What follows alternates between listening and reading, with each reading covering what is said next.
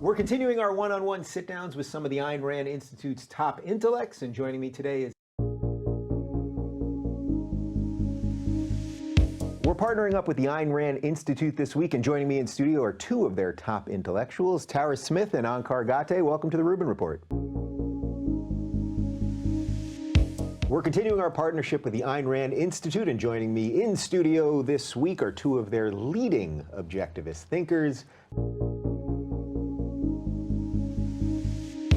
We're continuing our partnership with the Ayn Rand Institute, and this week I'm sitting down with two of their top intellectuals, Ankar Gate and Greg Salmieri. Welcome to the Rubin Report. He did it again. It looks like David Rubin has decided to sell out even more.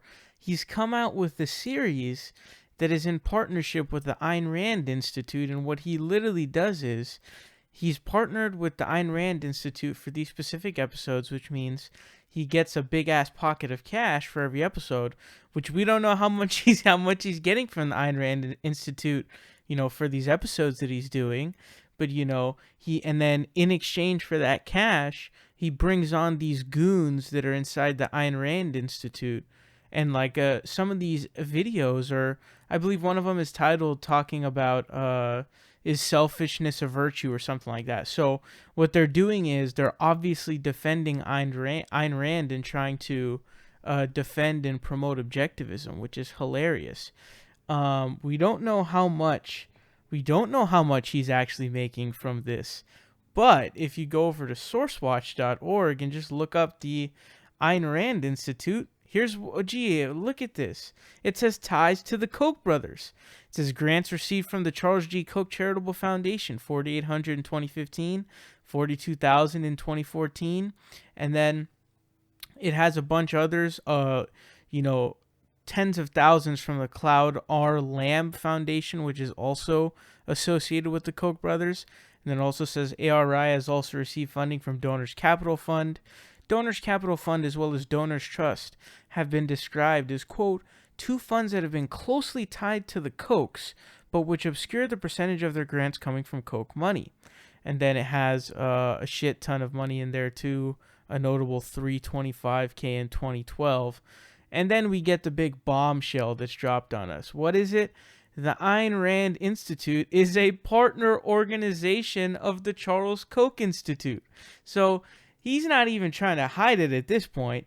Could you imagine if, let's say Kyle Kalinske or David Pakman or someone like that just came out and they're like, we're doing a partnership with George Soros' Open Society, and he brought on a bunch of George Soros' goons or whatever, and he's just getting paid they're getting paid these fat checks to bring on these goons from these organizations.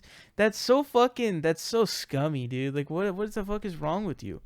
And this is the kind of cash that comes to Dave Rubin via these Koch connections that he has.